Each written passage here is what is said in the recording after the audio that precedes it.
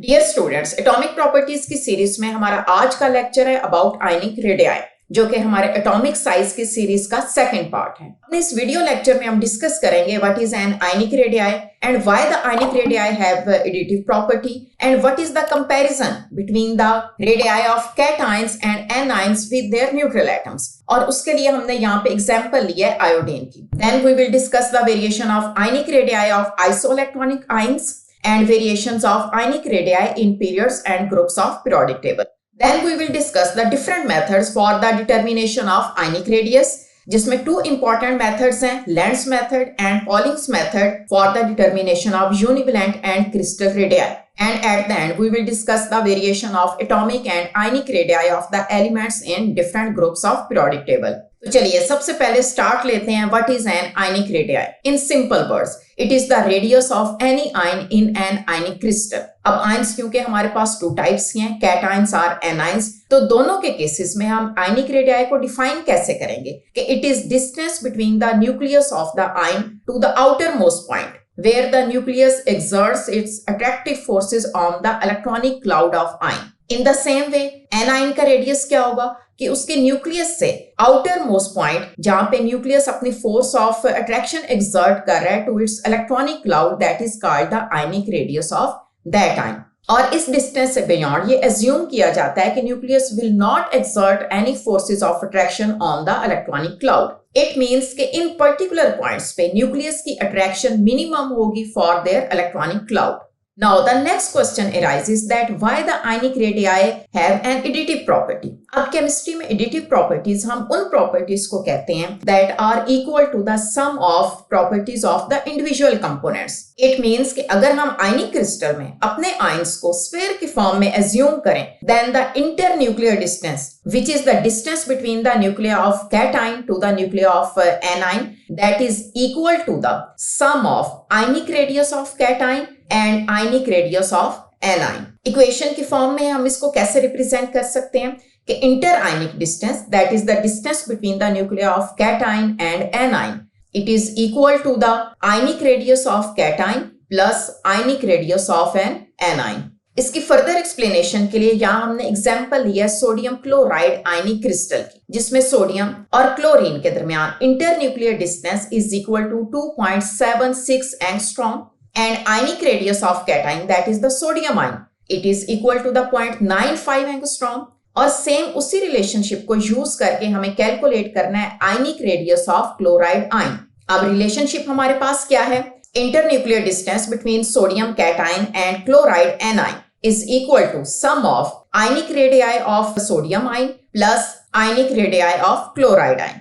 अब अगर हम गिवन वैल्यूज को पुट अप करें और कैलकुलेट करें ionic radii of chloride ion, that will be equal to 2.76 minus 0.95 and answer will be 1.85 angstrom, that is the ionic radii of chloride anion. Now next our important topic is the comparison between radii of cations and anions with their neutral atoms and the different conclusions which can be drawn from this relationship. अगर हम same species का comparison करें, then the radii of these species will decrease in this order, that anion will be greater in size than its neutral atom and cation will be smaller than its neutral atom. यहाँ पे हमने example consider किया है iodine की, जिसकी सारी species में number of protons और न्यूक्लियर चार्ज सेम है, दैट इज इक्वल टू 53।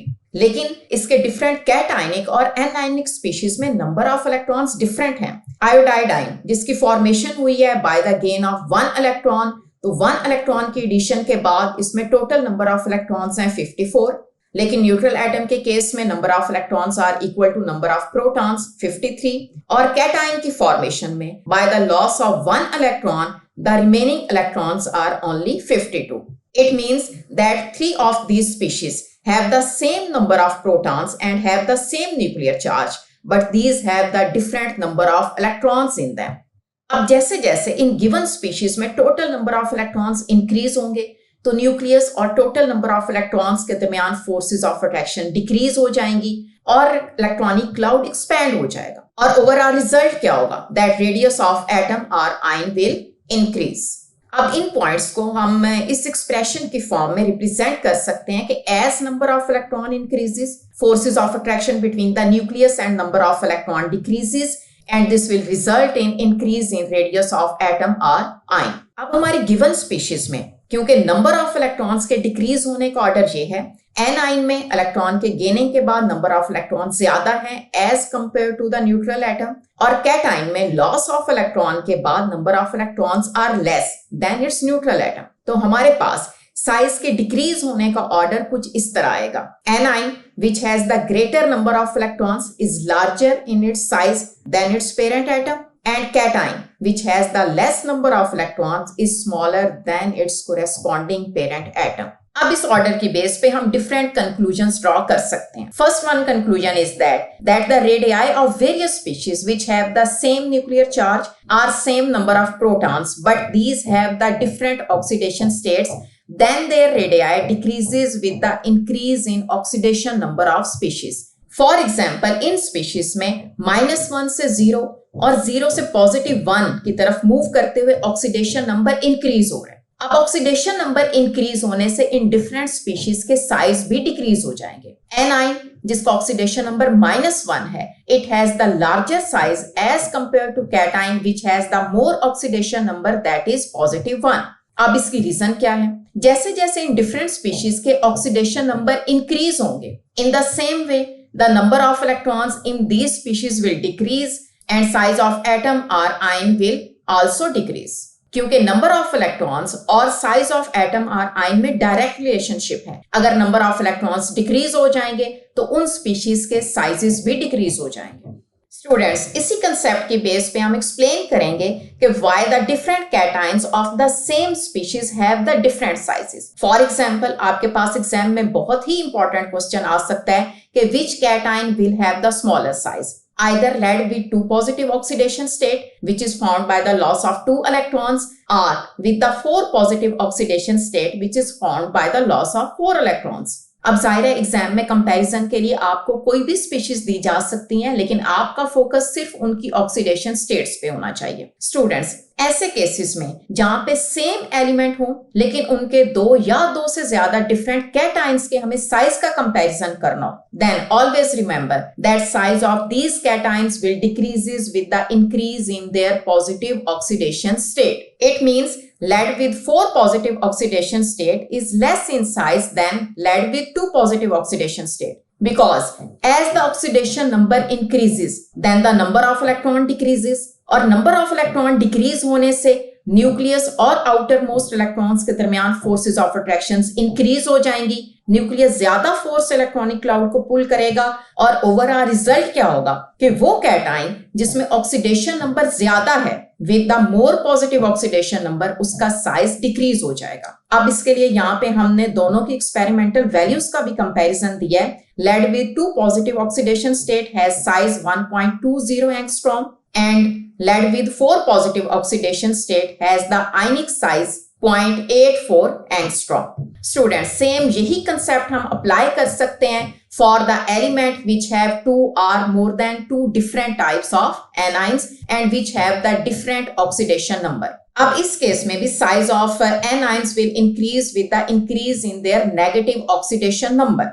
अब जैसे जैसे negative oxidation number increase होगा, it means number of electrons increase हो रहे हैं, जिसकी वजह से न्यूक्लियस और टोटल नंबर ऑफ इलेक्ट्रॉन्स के दरमियान फोर्सेस ऑफ अट्रैक्शंस वीक हो जाएंगी, इलेक्ट्रॉनिक क्लाउड एक्सपैंड हो जाएगा, and overall result is that anion which has the large negative oxidation number will be large in its size as compared to those anions which have the less value of negative oxidation number. From this order, we can draw a very important conclusion that an anion is larger in size than its parent atom, because anion में number of electrons ज्यादा है as compared to its parent atom, और number of electrons ज्यादा होने की वजह से anion का size भी ज्यादा होगा as compared to neutral atom, because formation of anion involves the addition of 1 or more electrons in an atom. अब यहाँ पे हमने कुछ anions की formation discuss की है, that are the fluoride, oxide and nitride, which are formed by the addition of 1, 2 or 3 electrons in their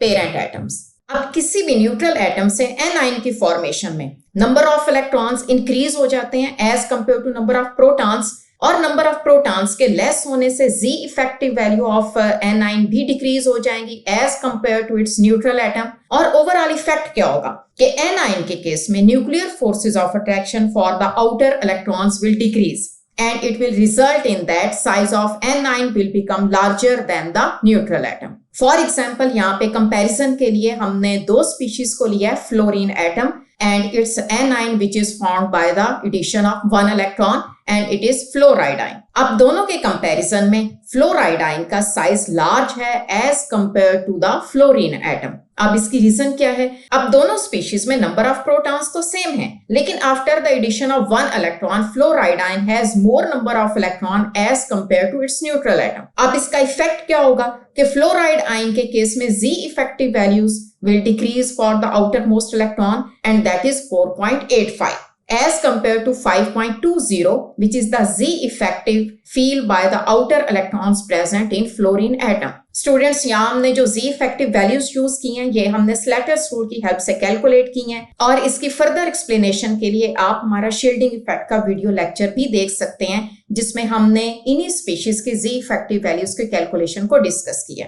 अब Z effective value decrease होने से साइज पे ओवरऑल इफेक्ट क्या होगा कि radius of anion will become larger than its neutral atom. Now, the last important conclusion which can be drawn from this order is that a cation is always smaller in size than its parent atom. अब cation के case में after the loss of one or more electrons, the number of electrons will decrease as compared to its parent atom. और number of electrons decrease होने से size of cation will also decreases. अब इसकी reason क्या है? Cations की formation में हमारे पास कोई भी न्यूट्रल एटम वन या more than one electron lose करने के बाद पॉजिटिव आयंस में चेंज हो जाते हैं। अब कैटायन की फॉर्मेशन में after the loss of one और more electrons then the number of protons will increases as compare to number of electrons और नंबर ऑफ प्रोटॉन्स इंक्रीज होने से कैटायन के केस में Z effective value are the effective nuclear charge for the outermost shell electrons increases therefore the nucleus attract the remaining electrons with the strong forces of जिसकी वजह से electronic cloud nucleus के ज्यादा close हो जाएगा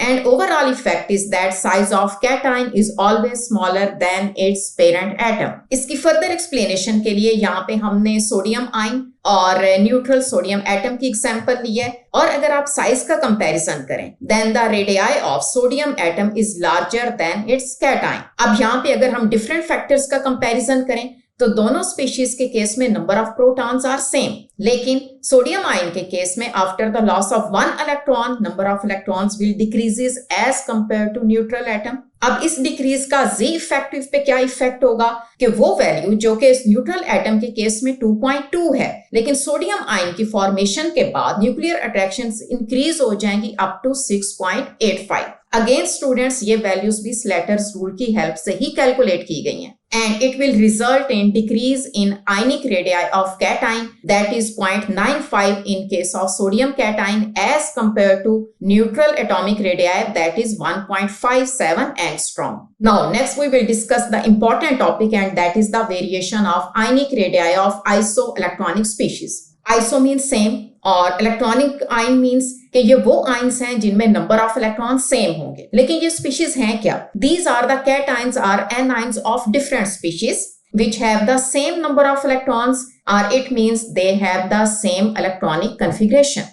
यहाँ पे हमने डिफरेंट आइसो इलेक्ट्रॉनिक स्पीशीज की एग्जांपल ली हैं जिसमें डिफरेंट एनाइंस भी प्रेजेंट हैं और कैटाइंस भी with their different oxidation states. For example carbide ion with -4 oxidation state, nitride ion है, oxide ion, fluoride and then different positive cations from sodium to chlorine. अब इन सारी स्पीशीज में number of electrons are equal and these number are 10। It means के carbon में 4 electron gain करने के बाद total number of electrons are 10 और क्लोरीन में 7 इलेक्ट्रॉन के लॉस के बाद total number of electrons are 10। In the same way इन सब स्पीशीज में total number of electrons same है। अब इनमें नंबर ऑफ इलेक्ट्रॉन्स तो सेम है, तो इन स्पीशीज के आयनिक रेडियाई को कौन सा फैक्टर इफेक्ट करेगा? And that is the most important factor which is nuclear charge. As the nuclear charge value increases or forces of attraction increases, then the size of these isoelectronic species will decrease. अब इसकी reason बहुत ज्यादा simple है। जैसे ही nuclear charge की magnitude increase होगी तो nucleus और इलेक्ट्रॉन्स के दरमियान फोर्सेस ऑफ अट्रैक्शन स्ट्रॉन्ग होती जाएंगी, जिसकी वजह से आइसो इलेक्ट्रॉनिक आयनिक स्पीशीज के साइज डिक्रीज हो जाएंगे। अब यहां हमने कंपैरिजन के लिए इन सारी आइसो इलेक्ट्रॉनिक स्पीशीज के नंबर ऑफ इलेक्ट्रॉन्स और इलेक्ट्रॉनिक कॉन्फ़िगरेशन को भी राइट किया है, जो कि इन सारी स्पीशीज के केस में सेम है, क्योंकि नंबर ऑफ इलेक्ट्रॉन्स 10 है तो इलेक्ट्रॉनिक कॉन्फ़िगरेशन भी सेम है। लेकिन आप ऑब्जर्व करेंगे कि इन स्पीशीज में न्यूक्लियर चार्ज डिफरेंट है। फॉर एग्जाम्पल, कार्बन में न्यूक्लियर चार्ज है +6 due to presence of 6 protons. In the same way nitrogen, oxygen और फ्लोरीन की तरफ मूव करते हुए हमारे पास न्यूक्लियर चार्ज की वैल्यू इंक्रीज हो रही है, और न्यूक्लियर अट्रैक्शंस इंक्रीज होने से इन आयनिक स्पीशीज के साइजेस भी डिक्रीज हो रहे हैं। स्टूडेंट्स, यहाँ पे जो हमने यूनिट्स यूज किए हैं, these are again in angstrom. Similarly, यहाँ पे हमने कंपैरिजन किया of isoelectronic ions which have the different positive oxidation state. अब इन स्पीशीज में भी नंबर ऑफ इलेक्ट्रॉन सेम है, जो कि 10 है, और इस वजह से इनकी इलेक्ट्रॉनिक कॉन्फ़िगरेशन भी सेम है। लेकिन न्यूक्लियर चार्ज डिफरेंट है from sodium to chlorine. Sodium के केस में 11 है, और नेक्स्ट आइसो इलेक्ट्रॉनिक स्पीशीज की तरफ मूव करते हुए ये 1 पॉजिटिव से इंक्रीज हो रहा है। अब न्यूक्लियर चार्ज वैल्यू इंक्रीज होने से, nuclear forces of attraction strong होने से इलेक्ट्रॉनिक क्लाउड न्यूक्लियस के क्लोज हो जाएगा, and overall effect is that with the increase in nuclear charge the size of these ions decreases. Next we will discuss the variation of ionic radii in main group elements, और सबसे पहले हम डिस्कस करेंगे variation in a period. In any period, when we move from left to right, then sizes of cations as well as sizes of anions decreases. अब इसकी understanding के लिए यहाँ हमने आयनिक रेडियाई वैल्यूज का कंपैरिजन किया है ऑफ सेकंड पीरियड एलिमेंट्स। ये पीरियड स्टार्ट हो रहा है from lithium which is an alkali metal, और एंड हो रहा है fluorine that is the halogen. और यहाँ पे स्टूडेंट्स आप ऑब्जर्व करेंगे that with the increase in effective nuclear charge then the ionic radii of these ionic species will decreases. Next we will discuss the variation of ionic radii in a group of elements. Sizes of both the cations and anions of the elements increases as we move from top to bottom in a group. For example, यहाँ पे हमने ionic radii values write किए हैं of different elements of main group elements.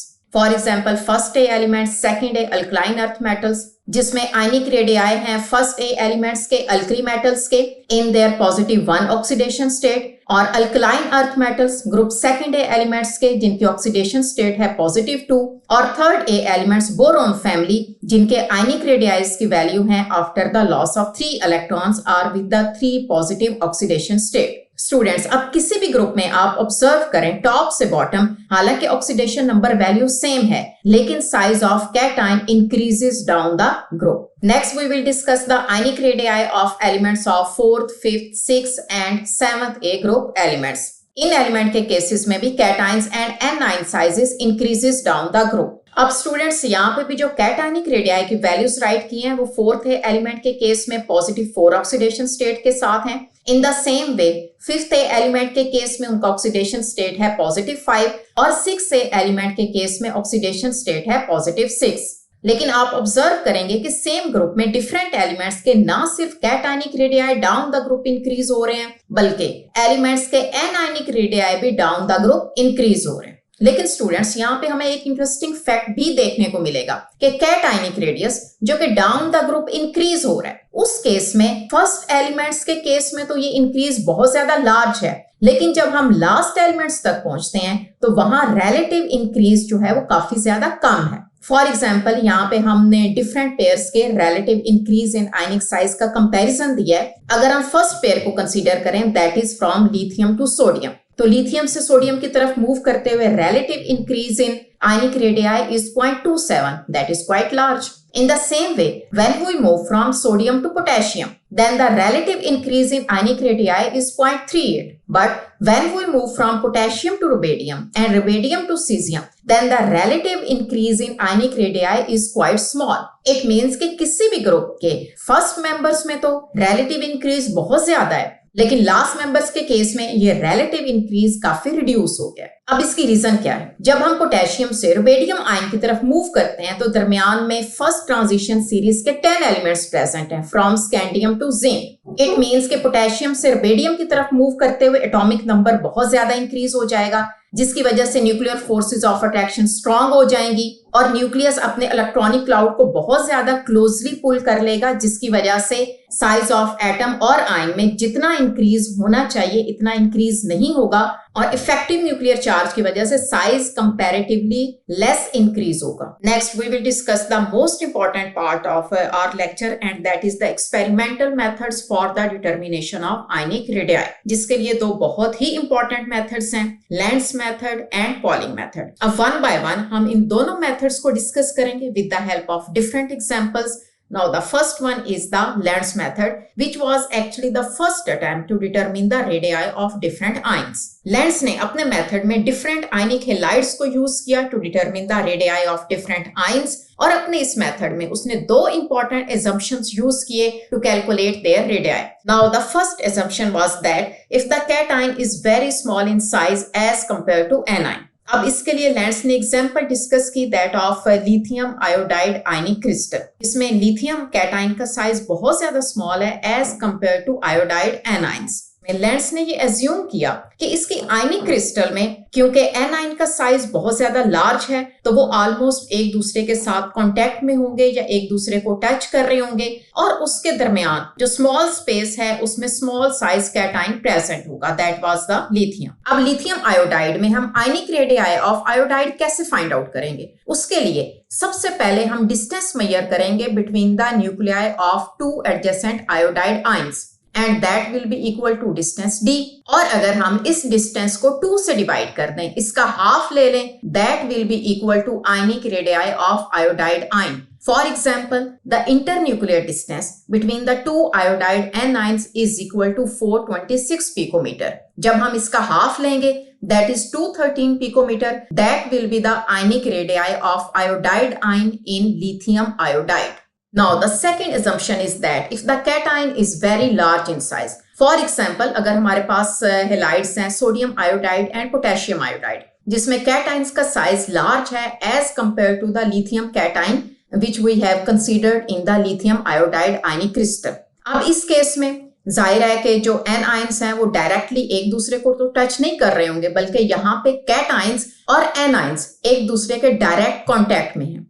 अब इस case में हम internuclear distance measure करेंगे, लेकिन हम कंसीडर करेंगे distance between the positive cation and the adjacent A9. In that case, the internuclear distance between the cation and anion will be equal to the ionic radii of cation plus ionic radii of anion. अब इस equation को use करके हम किसी भी cation या A9 का आयनिक radii calculate कर सकते हैं। उसके लिए हमें इंटरन्यूक्लियर डिस्टेंस में से सेकेंड आयन के आयनिक रेडियाई को माइनस करना होगा। फॉर एग्जांपल, यहाँ पे हमने एग्जांपल डिस्कस की है to calculate the ionic radii of potassium ion in the potassium iodide ionic crystal. अब इस केस में inter ionic distance between the potassium and iodide ion is equal to 353 picometer and the ionic radii of iodide ion is 213 picometer. जब हम इसको solve करेंगे तो 140 picometer is the ionic radii of potassium ion. इस equation की help से हम बहुत सारे अल्कली मेटल कैटाइन्स और हैलाइड आयंस के आयनिक रेडियाई की वैल्यूज को कैलकुलेट कर सकते हैं। और लेंस के बाद दूसरे बहुत सारे साइंटिस्ट जैसे कि ब्रैग और गोल्डश्मिट ने इसी मेथड को यूज किया in the case of silicates, and they calculate the interionic distance between two oxygen atoms, and with the help of this interionic distance they calculate the ionic radii of oxide ion that is equal to 135 picometer। और in the same way उन्होंने इसी method को use करके 80 से ज्यादा different ions के ionic radii को भी कैलकुलेट किया। Now next we discuss the second and most important method, that is the Pauling's method for the determination of univalent and crystal radii। अब सबसे पहले हम ये मेथड डिस्कस करते हैं for the determination of ionic radii of univalent ions. Pauling ने अपनी calculation में 4 डिफरेंट मेटल हैलाइड्स को यूज किया, sodium fluoride, potassium chloride, rubidium bromide and cesium iodide. अब इन 4 डिफरेंट हैलाइड्स को यूज करने की रीजन क्या थी? पॉलिंग ने अपने मेथड में इन्हीं 4 हैलाइड्स को इसलिए यूज किया because these are the isoelectronic halides. It means कि इन हैलाइड्स में जो कैटाइन्स और एनाइंस प्रेजेंट हैं उनमें number of electrons are same. For example, in the case of sodium fluoride, both the sodium cation and fluoride ion have 10 number of electrons and this configuration is same as that of neon noble gas. Next, potassium and chloride both have total 18 number of electrons, and this configuration is similar as that of argon noble gas. Next halide is the rubidium bromide, in which cation and anion both have the 36 number of total electrons, and this configuration is same as that of krypton noble gas. And last one and fourth halide is the cesium fluoride, which have total number of electrons 54 in each cation and anion, and this configuration is similar to the xenon. It means in these halides both the cations and anions have the same number of total electrons, and at the same time this number is equal to the noble gas configuration. And next we will discuss the two basic assumptions which were used by the Pauling for this method. First one assumption is that cations and anions of ionic crystal are in contact with each other. कि हम जिस आयनिक crystal की example को discuss करेंगे उसमें cations और anions एक दूसरे को डायरेक्टली टच कर रहे होंगे या एक दूसरे के क्लोज होंगे. And in that case the sum of ionic radii of both the cations and anions will be equal to the inter-ionic distance between the cation and anion. Now the second assumption is that radius of an ion, which may be cation or anion, and which have the noble gas configuration. In that case, radius of that ion is inversely proportional to effective nuclear charge which is felt at periphery of the ion. Periphery of ion means कि ये वो effective nuclear charge की value होगी जो कि उस particular ion के boundary line पे इलेक्ट्रॉन्स फील कर रहे होंगे. अब इस assumption को अगर हम फार्मूला की हेल्प से रिप्रेजेंट करें तो हम किसी भी कैटायन और एनायन का रेडियाई फाइंड आउट कर सकते हैं. For example, to calculate the ionic radii of any cation which is represented by M positive, that will be inversely proportional to Z effective of that cation. Proportionality sign को खत्म करने के लिए यहाँ पे हमने C कांस्टेंट यूज किया है, और अगर इस इक्वेशन में हम Z इफेक्टिव की वैल्यू पुट अप करें that is equal to actual nuclear charge और atomic number of that metal atom and minus screening effect of metal cation. In the same way हम एनायनिक रेडियाई भी calculate कर सकते हैं for any anion that will also inversely proportional to Z effective of that anion, और C यहाँ भी constant of proportionality है, और अगर हम Z इफेक्टिव की वैल्यू पुट अप करें that will be equal to Z, that is atomic number of that atom and minus the screening constant of that anion. Students, इन दोनों इक्वेशंस में C is the constant of proportionality and its value depends on the electronic configuration of the ion, and sigma is the screening constant. अब students यहाँ पे आपके लिए दो totally new terms हैं, that is the Z effective and screening constant. अब Z effective तो आपको बता दें कि ये वो एक्चुअल न्यूक्लियर चार्ज है जो कि इलेक्ट्रॉन्स फील कर रहे होते हैं in any atom. The value of screening constant are shielding effect due to the other electrons which are present in that atom. अब इन दोनों टर्म्स की अगर आपको डिटेल में स्टडी करनी है तो उसके लिए आप हमारा शील्डिंग इफेक्ट का वीडियो लेक्चर देख सकते हैं, जिसमें ना सिर्फ हमने इन टर्म्स को डिफाइन किया है बल्कि डिफरेंट एटॉमिक स्पीशीज के सिग्मा और Z इफेक्टिव वैल्यूज भी कैलकुलेट किए हैं, तो वो आपके लिए काफी हेल्पफुल रहेगा. Now the Z effective of cation is equal to atomic number of metal atom minus screening constant of metal cation, and Z effective of the anion will be equal to atomic number of that neutral atom minus screening constant of ions which are present in that anion. अब अगर हम cation और anionic radii की इन values को put up करें in our first equation, then the inter ionic distance between the cation and anion will be equal to C divided by atomic number of metal atom minus screening constant of metal cation plus C, that is the proportionality constant, divided by atomic number of anion and minus screening constant of the anion. अब इस equation की help से हम किसी भी atomic species के लिए C की वैल्यू कैलकुलेट कर सकते हैं, और अगर हम C की वैल्यू कैलकुलेट कर लें तो उसको हम अपनी इक्वेशन A और B में पुट अप करके तो हम किसी भी कैटायन और एनायन के रेडियाई को बड़ी इजीली फाइंड आउट कर सकते हैं. अब इसकी फर्दर अंडरस्टैंडिंग के लिए यहाँ पे हमने एक एग्जांपल कंसीडर किया है to calculate the ionic radii of sodium ions and fluoride ions which are the univalent ions. Students, याद रखें कि पॉलिंग मेथड जो हम यूज कर रहे हैं this is only for the univalent cations and anions. अब सोडियम फ्लोराइड क्रिस्टल के केस में internuclear distance between the sodium and fluoride ions is equal to 231 picometer. अब अगर हमें आयनिक रेडियाई कैलकुलेट करना है for the sodium and fluoride ion, तो उसके लिए हम पॉलिंग इक्वेशन यूज करेंगे। अब इस इक्वेशन को अगर हम अप्लाई करें for our ionic crystal that is the sodium fluoride, तो हमारे पास इक्वेशन की फॉर्म ये आ जाएगी जिसमें सोडियम हमारा कैटाइन है और फ्लोराइड एनाइन है। अब सबसे पहले इस इक्वेशन में हम अपनी वैल्यूज पुट अप करते हैं जो हमारे डाटा में गिवन है, and that is the internuclear distance between sodium and fluoride ion, and that is equal to 231 picometer. C की वैल्यू अभी हमें कैलकुलेट करनी है। अब Z in the case of sodium equal to atomic number of sodium that is the 11, लेकिन sigma value for the sodium ion भी हमें calculate करेंगे next. In the same way, Z of fluorine, our atomic number of fluorine is equal to 9, और fluoride ion के लिए sigma value हम next calculate करेंगे। अब सबसे पहले हम कैलकुलेट करते हैं सिग्मा और screening constant for the sodium cation. अब सोडियम कैटाइन में 1 इलेक्ट्रॉन के लॉस के बाद टोटल नंबर ऑफ इलेक्ट्रॉन्स हैं 10, जिसमें फर्स्ट शेल में 2 इलेक्ट्रॉन्स प्रेजेंट हैं और सेकंड शेल में नंबर ऑफ इलेक्ट्रॉन्स हैं 8। अब स्टूडेंट्स सिग्मा वैल्यू कैलकुलेट करने के लिए हम स्लेटर्स रूल ही यूज करेंगे, जिसकी डिटेल एक्सप्लेनेशन के लिए आप शील्डिंग इफेक्ट का लेक्चर देख लीजिएगा, लेकिन यहाँ पे जस्ट हम वैल्यूज ही पुट अप करेंगे। और क्योंकि सिग्मा हम कैलकुलेट कर रहे हैं at the periphery of ions, इस वजह से हम इसको कैलकुलेट करेंगे for total number of electrons. इसके लिए सबसे पहले वो इलेक्ट्रॉन्स जो कि लास्ट शेल में प्रेजेंट हैं उसको हम मल्टीप्लाई करेंगे विद 0.35, क्योंकि हर इलेक्ट्रॉन की तरफ से स्क्रीनिंग कांस्टेंट में जो कंट्रीब्यूशन है वो 0.35 है, प्लस नेक्स्ट शेल में नंबर ऑफ इलेक्ट्रॉन्स हैं 2 और उसको हम मल्टीप्लाई करेंगे with 0.85 which is the contribution by each electron which is present in the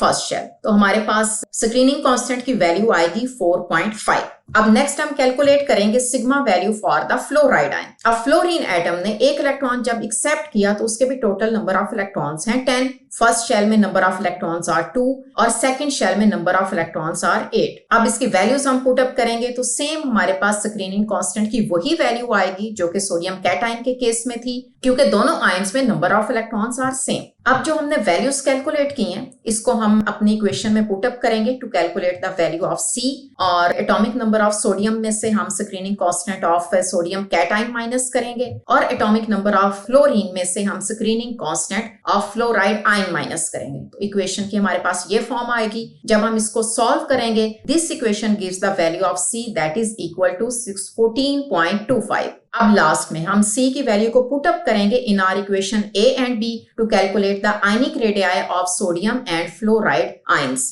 तो सबसे पहले हम कैलकुलेट करेंगे ionic radii of sodium cation, जिसके लिए हम C वैल्यू को डिवाइड करेंगे with 6.5 and ionic radii of sodium is equal to 94.5 picometer. In the same way equation B में आयनिक रेडियाई ऑफ फ्लोराइड की कैलकुलेशन हम C वैल्यू को divide करेंगे with 4.5 and answer will be 136.5 picometer. And both these values are similar, which are obtained from the experimental values of ionic radii of sodium and ionic radii of fluoride ion. अभी तक जो हमने polling का method discuss किया है उसमें हम किसी भी आयनिक क्रिस्टल में इंटर आयनिक डिस्टेंस को कैलकुलेट कर सकते हैं by the sum of cationic radii and anionic radii. लेकिन ये इक्वेशन उन्हीं आयनिक क्रिस्टल्स के लिए वैलिड है जिसमें कैटाइंस और एनाइंस दोनों यूनिवैलेंट हैं, मींस कैटाइन पे भी 1 पॉजिटिव चार्ज है और एनाइन पे भी 1 negative charge.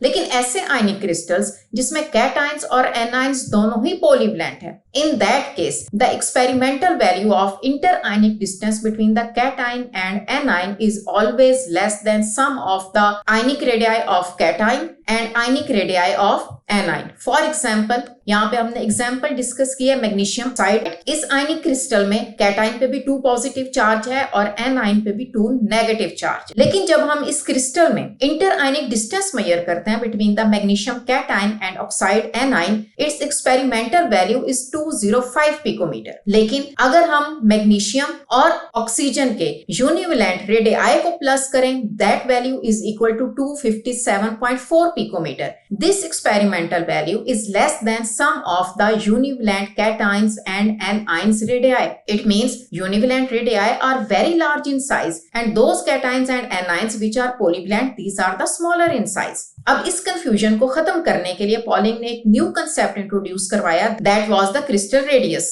Now the crystal radius of polyvalent cations are anion is equal to the univalent radii multiplied by C minus 2 divided by n minus 1. Here C is the constant and n is the Bohr exponent whose value also depends on the electronic configuration of the ion. और different ions के लिए different N values assign की जाती हैं. For example ऐसे ions जिसमें helium type configuration present हो, for that ions n is equal to 2.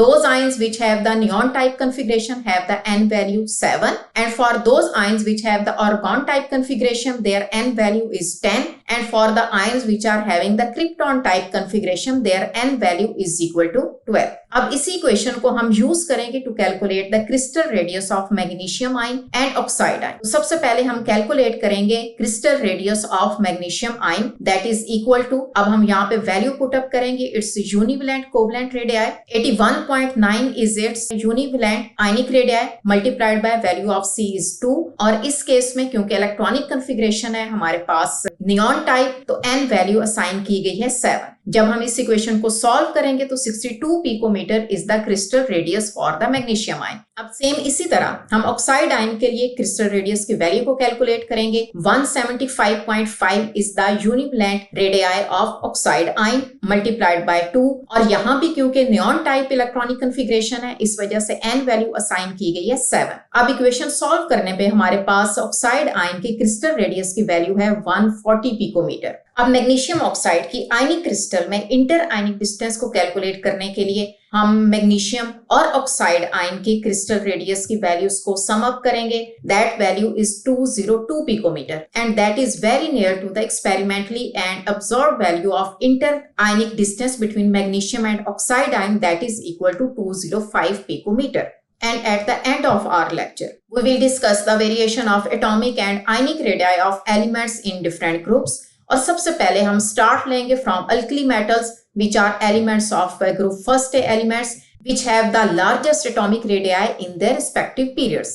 लेकिन हम ऑब्जर्व करेंगे कि इनके अपने रेलेवेंट ग्रुप में एटॉमिक रेडियस की क्या वेरिएशन है. On moving from top to bottom atomic radii of these metals increases from lithium to caesium. अब इसकी रीजन क्या है? डाउन द ग्रुप मूव करते हुए नंबर ऑफ शेल्स तो इंक्रीज हो रहे हैं, लेकिन eight the same time atomic number increase होने से न्यूक्लियर चार्ज की वैल्यू भी तो इंक्रीज हो रही है. लेकिन ओवरऑल इफेक्ट क्या होगा कि इंक्रीज नंबर ऑफ शेल्स का इफेक्ट इतना ज्यादा डोमिनेटिंग होगा कि वो एटॉमिक नंबर के इंक्रीज इफेक्ट को कैंसल आउट कर देगा और overall effective nuclear charge of these elements will decreases on moving from top to bottom. अब लास्ट इलेक्ट्रॉन्स के लिए nuclear forces of attraction weak हो जाएंगी और ओवरऑल रिजल्ट क्या होगा कि टॉप से बॉटम एटॉमिक रेडियस की वैल्यू इंक्रीज होगी. अब अगर हम इनके आयनिक रेडियाई को डिस्कस करें which are formed by the loss of one electron from the s orbital and these form the m positive cation. अब कैटायनिक रेडियाई में सेम यही ट्रेंड है कि टॉप से बॉटम मूव करते हुए size of these cations are also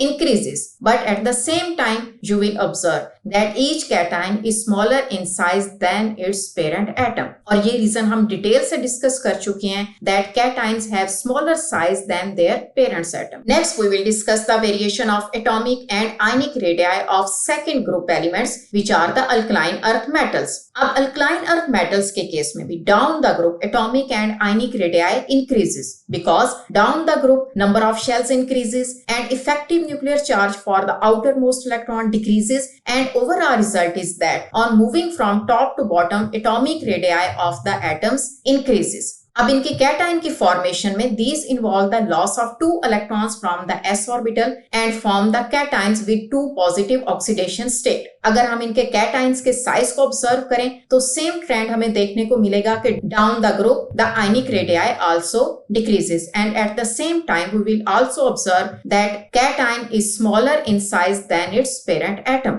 क्योंकि cation के केस में इलेक्ट्रॉन्स के रिमूवल के बाद nuclear force of attraction remaining electrons के लिए इतनी ज्यादा स्ट्रॉन्ग हो जाएंगी कि वो इलेक्ट्रॉनिक क्लाउड को बहुत ज्यादा क्लोजली अट्रैक्ट करेंगे, जिस वजह से कैटाइन का साइज स्मॉल होगा as compare to its parent atom. लेकिन यहाँ स्टूडेंट्स अगर आप कंपैरिजन करें तो आप ऑब्जर्व करेंगे कि अल्कलाइन अर्थ मेटल्स के atomic and ionic radii are lower. अब इसकी रीजन क्या है? जब हम अल्कली मेटल से next group alkaline earth metals की तरफ मूव करते हैं तो एटॉमिक नंबर इंक्रीज होने से इफेक्टिव न्यूक्लियर चार्ज की वैल्यू इंक्रीज हो जाएगी, जिस वजह से न्यूक्लियस और इलेक्ट्रॉन्स के दरमियान फोर्सेस ऑफ अट्रैक्शन बहुत ज्यादा स्ट्रांग हो जाएंगी, और जिसका ओवरऑल रिजल्ट क्या होगा कि अल्कलाइन अर्थ मेटल्स के atomic and ionic radii reduce हो जाएंगे as compare to those of alkali metals. और सेम स्मॉल साइज की वजह से ही alkaline earth metals are the harder, these have the high melting and boiling points and high densities as compare to those of alkali metals.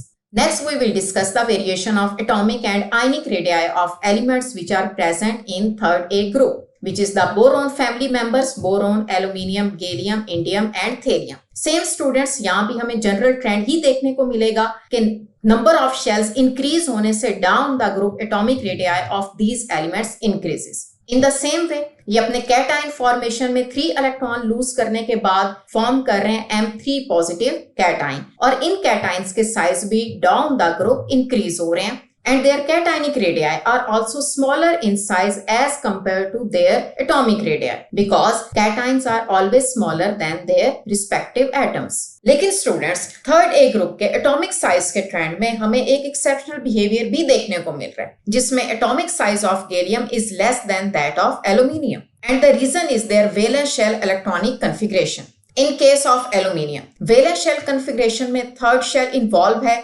जिसमें s orbital में 2 electrons present हैं और p orbital में 1 electron present है। लेकिन जब हम aluminium से गैलियम की तरफ मूव करते हैं, it involve the d electrons in its valence shell configuration. अब इसके थर्ड शेल में d ऑर्बिटल में टोटल नंबर ऑफ इलेक्ट्रॉन्स हैं 10, और फोर्थ शेल में s और p ऑर्बिटल में 3 इलेक्ट्रॉन्स प्रेजेंट हैं। अब इसकी कॉन्फ़िगरेशन में क्योंकि 3d ऑर्बिटल्स की इन्वॉल्वमेंट इन्वॉल्व है, अब 3d ऑर्बिटल्स का साइज कंपैरेटिवली लार्ज है क्योंकि ये स्पेस में बहुत ज्यादा एक्सपेंडेड फॉर्म में प्रेजेंट होते हैं, और एक्सपेंडेड स्ट्रक्चर की वजह से इनका शील्डिंग या स्क्रीनिंग इफेक्ट भी काफी ज्यादा वीक है। इसी वजह से लास्ट शेल इलेक्ट्रॉन्स के लिए इफेक्टिव न्यूक्लियर चार्ज की अट्रैक्शन काफी ज्यादा इंक्रीज हो जाएगी, और न्यूक्लियस ज्यादा फोर्स से इलेक्ट्रॉनिक क्लाउड को अट्रैक्ट करेगा, और इसका ओवरऑल रिजल्ट क्या होगा कि जब हम एल्यूमिनियम से गैलियम की तरफ मूव करेंगे तो बजाय इसके एटॉमिक साइज इंक्रीज हो, बल्कि गैलियम में हमें slight decrease in atomic size देखने को मिलेगा। And now we will discuss the variation of atomic and ionic radii of elements which are present in fourth A group. As expected,